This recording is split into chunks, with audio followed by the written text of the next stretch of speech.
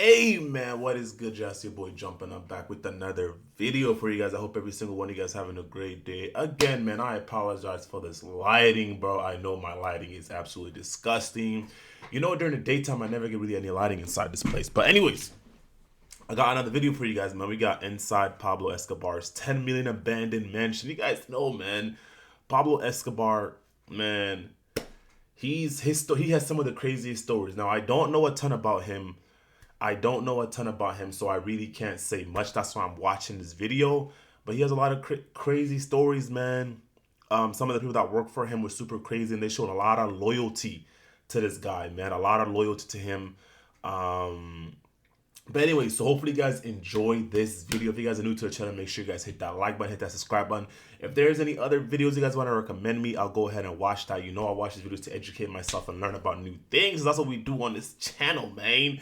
So without further ado, man, let's go learn about Pablo Escobar's 10 billion abandoned mansion. $10 billion? That's ridiculous, bro. That's ridiculous. But anyways, let's get straight into this video. Let's go. Pablo Emilio Escobar, one of the most successful, ruthless, and efficient drug kingpins to ever walk this earth. Born in 1949 in the city of Rio Negro, Colombia, he grew from a He's from middle-class Colombia, lifestyle okay. into a man wealthy enough to be ranked 7th richest He's from man. Colombia. I did not know he's. Oh, see, this is why we watch these videos, man. I did not know he was from Colombia. You know what I'm saying? I didn't know Pablo was from the world in 1989. At the peak of his power, Escobar was moving tons of illegal drugs around the world. He was ordering political assassinations, gang murders, and even had ties with the Colombian government. That's what I was gonna say before the video started. Like, didn't he have like ties with the? Didn't he have like the whole government working for him? Like, I was gonna say something like that, but I didn't want to be like, I didn't know, so I didn't want to say anything I didn't know about. But yeah, bro, you have like the government working for him, and if you have the government working for you, bro, you're like unstoppable at that point, because we all know the government is the biggest gang in the world, man.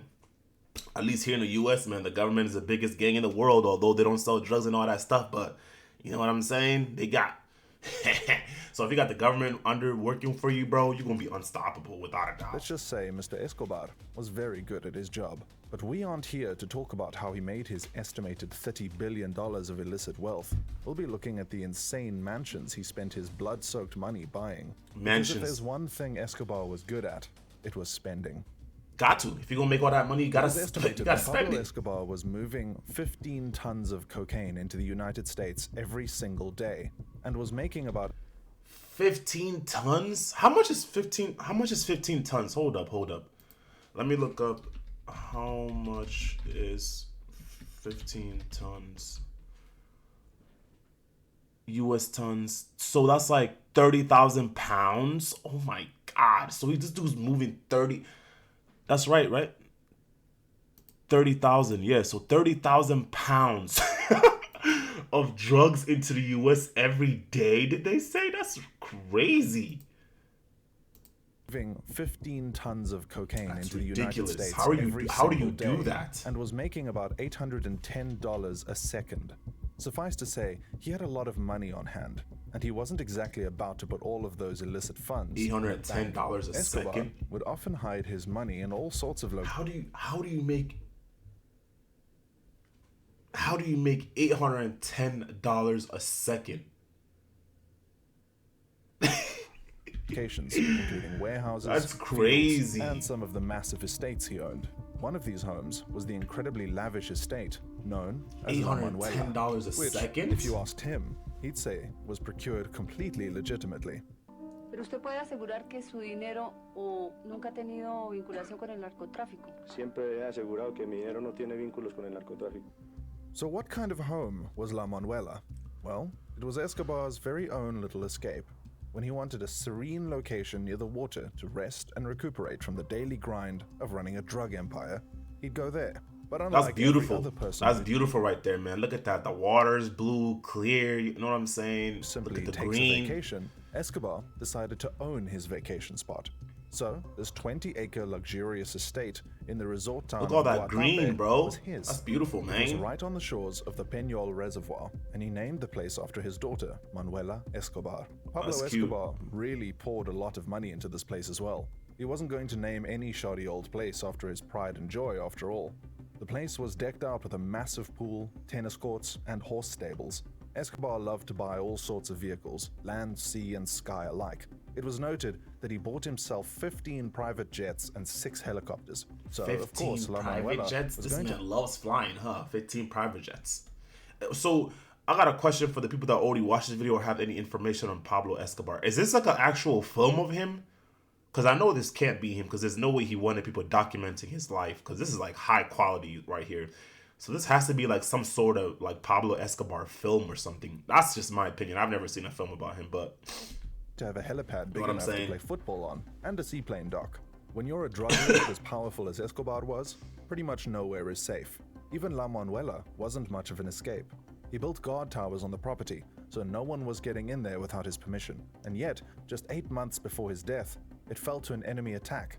200 kilograms of TNT was stuffed into one of its bathrooms and detonated, blowing up a sizable chunk of the building. After that, La Manuela was abandoned and slowly reclaimed by nature. It's currently dilapidated and covered in plants. On the bright side, people do often play paintball in its ruins, so it's not a complete waste. La Manuela was likely one of the many homes Escobar would hide some of his massive wealth. After his death, people would visit the estate and tear the place apart looking for abandoned loot. According to Escobar's brother, about 10% or $2.1 billion was written off from their earnings annually.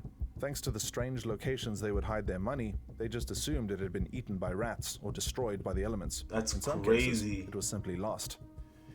Imagine hiding all that money inside underground and all that. Like, how do you? I mean, they probably keep track of it like on some sort of map or something. But imagine people probably couldn't keep track of his net worth because most of the stuff he had, like liquid cash, he probably kept it like in those hidden places. So people probably didn't know what the hell he was worth. $810 a second. That's ridiculous. Was the estate known as Hacienda Nápoles, Spanish for Naples Estate. This was a home that really expressed Escobar's more fun-loving and playful side, as his wife recalls.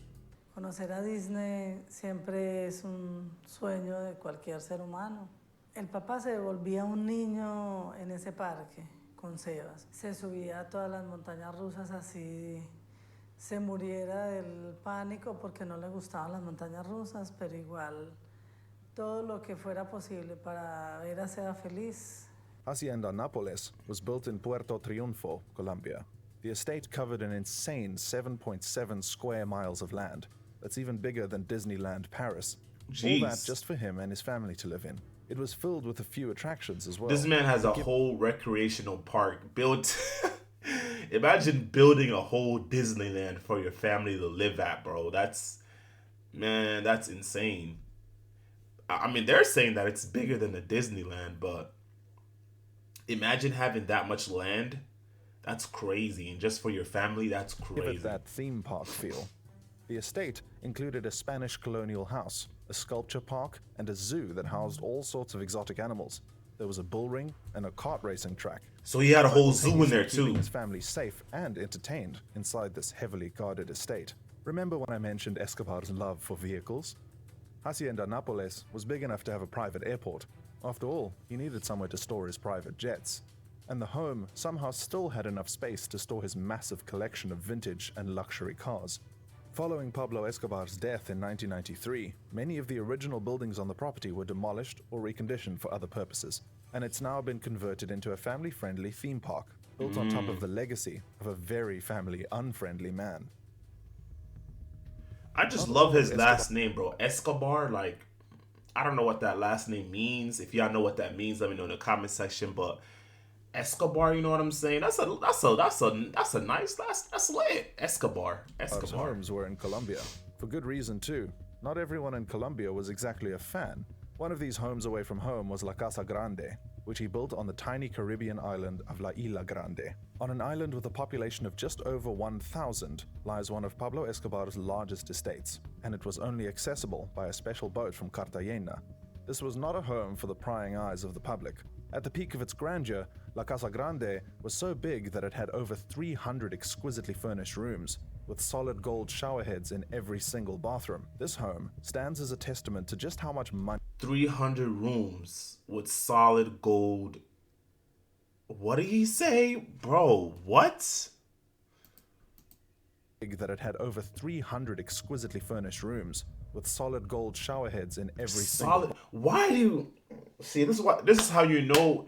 This is when you know you're like just rich for no, bro. This is when you know you're rich, bro. When you do crazy stuff like this. Why do you need 300 shower? Why do you need so many gold shower? That's funny to me. Not even silver, bro. We're talking about gold. Gold shower heads, bro. That's crazy. Like, why do you need gold?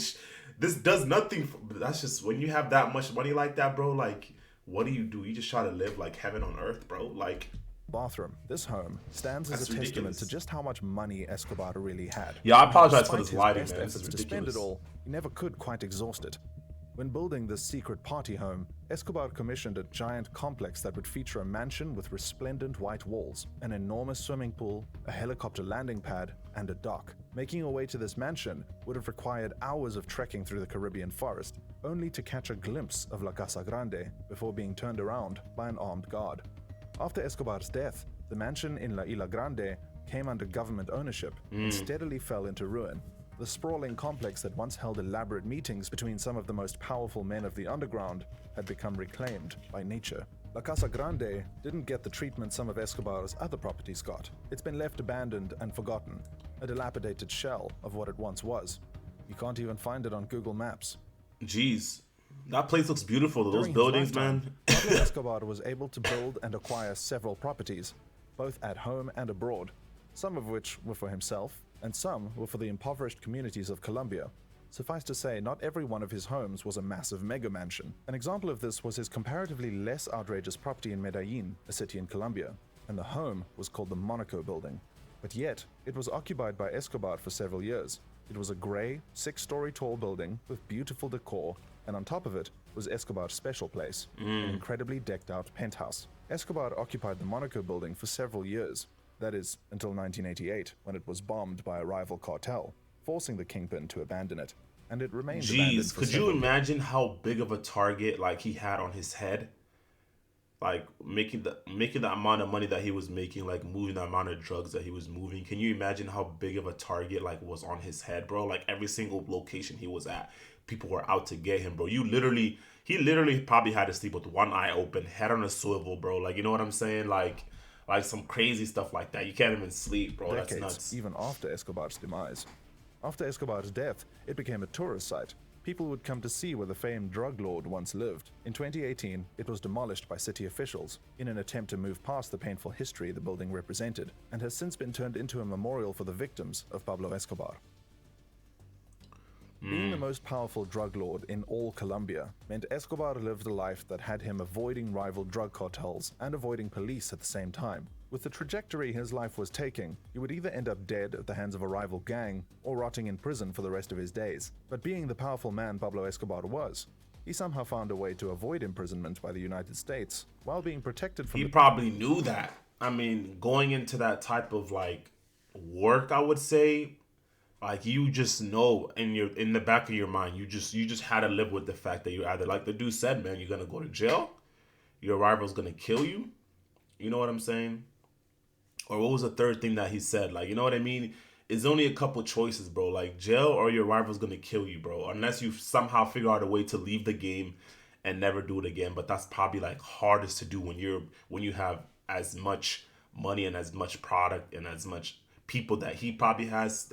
Like leaving that probably was like the last thing that he was probably thinking about. But besides the point, bro, that's absolutely nuts. Like he probably had, man. people that wanted his head. Pablo's mentality had always been from the beginning that he would rather die in a hail of bullets than be extradited to the United States. Using his immense wealth and influence, he managed to convince or coerce local authorities to allow him to build his own prison. Meaning, he would technically be imprisoned, but on his own terms. And remember, this is Pablo Escobar we're talking about. So of course, this wasn't your typical government sanction. That's probably one of the smartest things you could ever do. Like this dude that's funny. It's crazy. Building a prison for yourself. So he's technically helping the government by giving them a prison where they can imprison people, but the prison's totally made for him. So there's like nothing. He's probably like living lavish in a prison. That's smart as hell. I'm not even gonna lie, bro. That's smart, for real. Self-built prison. This is how La Catedral, also referred to as Hotel Escobar, was born. This prison wasn't exactly built to keep Pablo in, instead functioning more to keep his enemies out. It had optimal defense capabilities. It was constructed on a foggy mountainside to prevent any attacks by air, and it was guarded by men Pablo specifically picked. Let's just say if you could manage to find the place at all, you definitely weren't getting in there alive. La Catedral got the nickname Hotel Escobar because the place was nothing more than a 5-star hotel built so Escobar could play prison. The place was replete with every modern convenience he could imagine. It had a casino where he could gamble with the men he hired to guard him. He built a playhouse for his daughter Manuela. There was a spa, and there was a football field since Escobar was such a lover of the sport. He even once had the Colombian national team brought all the way up to his mountain prison, where he showed them great hospitality. Wow, imagine having the Colombian national team come to your jail so you could play soccer with them and show them respect and all that. That's nuts. That's absolutely nuts. Wow. This dude was smart beyond his years, bro. That's crazy. I never thought about this. I gotta watch this documentary because this has to be some sort of documentary we're seeing right now from these scenes. But that's crazy. The international Colombia team. Wow. That's insane. They played some football together. Escobar didn't let pretending to be in prison keep him away from the outside world. He would often host many guests and throw parties in La Catedral. The place had been built with several luxuriously furnished rooms after all, and he wasn't going to let it go to waste. Ballroom in there. They had casino games too. Wow. They say Frank Sinatra came up here one time to play for him. But that wasn't all Escobar. So he's having concerts? Sorry I keep pausing the video so much, y'all. So he's having concerts inside this prison? This man's just... It's a hotel, bro. It's like a Las Vegas hotel. It's like a Las Vegas strip, bro. Like prison. He was sure to outfit the place with state-of-the-art communication devices, allowing him to run his drug empire from afar. It almost seemed like there was no getting rid of Pablo Escobar. He was destined to terrorize Colombia for decades to come. Of course, we now know that's not how the story ends. Although the government was willing to turn a blind eye to Escobar continuing to run his drug empire, the arrangement fell apart when it was reported that he had 4 of his lieutenants tortured and murdered in La Catedral. The Colombian government decided it had to move Escobar to a standard prison, an order Escobar refused. After serving 1 year and 1 month in La Catedral, Escobar once again went on the run. The ensuing manhunt employed a 600-man unit force, specially trained by the United States Delta Force. It was named Search Block and led by Colonel Hugo Martinez. And on December 2nd, 1993, Escobar was shot and killed by the men the government had sent to chase him down. As for La Catedral, well, the prison that once housed the most dangerous and powerful drug lord in the world has been converted into a monastery, which does have a tinge of irony to it. Most of the original structures in La Catedral have been torn apart by people looking for abandoned Escobar treasure. After that, La Catedral was left abandoned, a shell of its former self, for several years, until 2007, when a group of Benedictine monks arrived at the site and transformed it. Today, it's used as a place for religious pilgrimages, and it's a lot more wholesome than it used to be. It even features a memorial to the victims of Escobar's cartel. Pablo Escobar owned a lot of property in his lifetime.